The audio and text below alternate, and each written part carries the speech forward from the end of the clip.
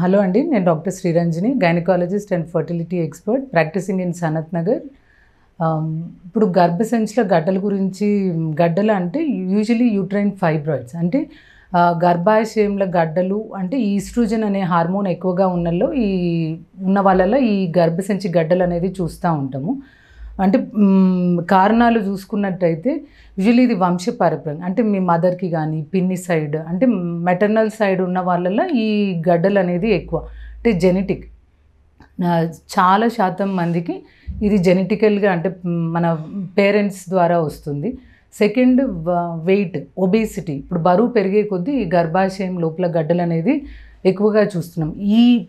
ఇప్పుడు జనరేషన్లో చూసుకున్నట్టయితే ఈ ఒబేసిటీ అనేది ఒకటి మెయిన్ రీజన్. ఈవెన్ ఇంతకుముందు ఫ్యామిలీ హిస్టరీ ఎవరికి లేకున్నా ఇప్పుడు వాళ్ళకి ఈ గడ్డలు అనేది ఎక్కువగా చూడడానికి కారణం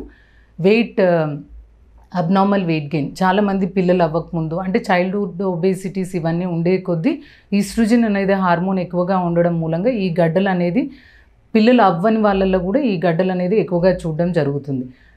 ట్రీట్మెంట్ అంటే లక్షణాలు అంటే ఇప్పుడు చాలామందికి ఇప్పుడు గడ్డలు ఇది 1 సెంటీమీటర్ లేదా చిన్న అంటే సెంటీమీటర్ కంటే తక్కువ నుండి 5 to 10 సెంటీమీటర్స్ అంటే చాలా పెద్ద పెద్ద సైజ్ గడ్డల వరకు చూస్తూ ఉంటాం.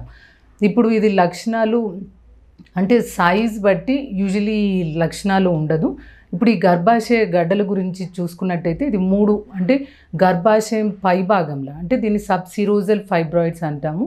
గర్భాశయం లోపల అంటే ఇంట్రామ్యూరల్ ఫైబ్రాయిడ్స్ అంటాము. అదే గర్భాశయం ముఖద్వారం లోపల అంటే ఎక్కడైతే మనకు మెన్సెస్ రెగ్యులర్గా ఎండోమెట్రియం షెడ్ అవుతుందో అక్కడ ఉండే గడ్డల్ని సబ్మ్యూకోజల్ ఫైబ్రాయిడ్స్ అంటాం. Even according to the place, కొంతమందికి గర్భాశయ ముఖద్వారం దగ్గర కూడా ఈ ఫైబ్రాయిడ్స్ ఉంటాయి. ఇది సర్వైకల్ ఫైబ్రాయిడ్స్. వీటికి కొద్దిగా కాంప్లికేషన్స్ ఎక్కువ. సో నంబర్, సైజ్, లొకేషన్ అంటే ఉన్న జాగా బట్టి వీటికి అంటే ఒక్కొక్కరికి ఒక్కొక్క సిమ్టమ్స్ లాగా ఉంటుంది. సో కొంతమందికి వాళ్ళకు అసలు ఆ గడ్డ ఉందని కూడా తెలియదు.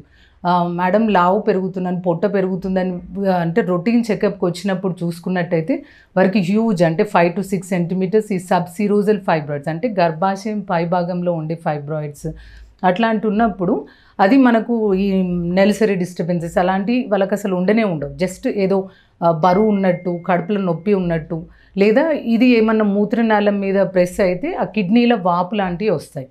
సో రొటీన్ ఎగ్జామినేషన్లో మనకు చెక్ చేయడం జరుగుతుంది. నెక్స్ట్ నేను అన్నట్టు ఇంట్రామ్యూరల్ ఫైబ్రాయిడ్స్, సబ్సిరోజల్ ఫైబ్రాయిడ్స్ ఉన్నట్టయితే నెలసరి ఎక్కువగా అంటే ఇది గర్భాశయ కండరాల లోపల ఉంటుంది కాబట్టి నెలసరి ఎక్కువ అవ్వడం, లేదా నెలసరి టైంలో సివియర్ పెయిన్ రావడం, నెలసరి లైక్ అయ్యేటప్పుడు గడ్డలు అంటే బ్లడ్ అనేది ఇట్లా గడ్డలు క్లాట్స్ రూపంలో అండ్ ఎక్కువ రోజులు. నార్మల్గా పీరియడ్స్ అరౌండ్ 3 to 5 days ఉంటే వీరికి 7 days ఈవెన్ 9 days దాకా స్పాటింగ్. ఈవెన్ మెన్సెస్ మధ్యలో కూడా సైజ్ బట్టి ఆ లొకేషన్ బట్టి మెన్సెస్ మధ్యలో కూడా బ్లీడింగ్ కనిపించడం, పెయిన్ ఉండడం జరుగుతుంది. సో ఇప్పుడు మనం వయసును బట్టి ట్రీట్మెంట్ ఉంటుంది. అదే పిల్లలు అవ్వని వాళ్ళలో చూసుకున్నట్టయితే మనం ఈ గర్భాశయ ముఖద్వారం లోపల ఉన్నాయి అంటే మ్యూకోజల్ ఫైబ్రాయిడ్స్ ఏమన్నా ఉంటే గర్భసంచి లోపల కెమెరా పెట్టి హిస్ట్రోస్కోపీ ద్వారా ఆ ఫైబ్రాయిడ్స్ని తీసేయడం జరుగుతుంది.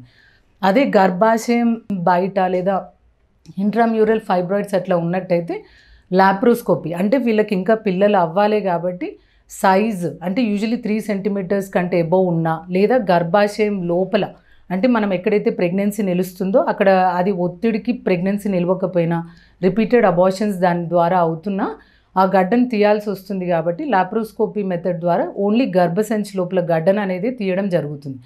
అదే హ్యూజ్ ఫైబ్రాయిడ్ అంటే 6 to 7 సెంటీమీటర్స్ లేదా మల్టిపుల్ ఫైబ్రాయిడ్స్ అట్లా ఉన్నప్పుడు మనం ఓపెన్ టెక్నిక్ అంటే నెంబర్ ఆఫ్ ఫైబ్రాయిడ్స్ సైజ్ బట్టి మనం ఓపెన్ ల్యాబ్ టెక్నిక్ ద్వారానన్నా ఈ ఫైబ్రాయిడ్స్ తీయడం జరుగుతుంది.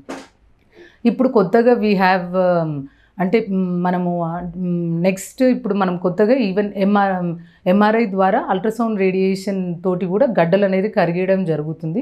బట్ ఇంకా స్టిల్ టెక్నిక్ ఇంకా it is under trial and ఇంకా ఇట్స్ నాట్ అవైలబుల్ ఎవ్రీవేర్. ఇంకా ప్రొసీజర్స్, దాని రిజల్ట్స్, దాని సైడ్ ఎఫెక్ట్స్ అవన్నీ ఇంకా క్లియర్గా తెలియదు.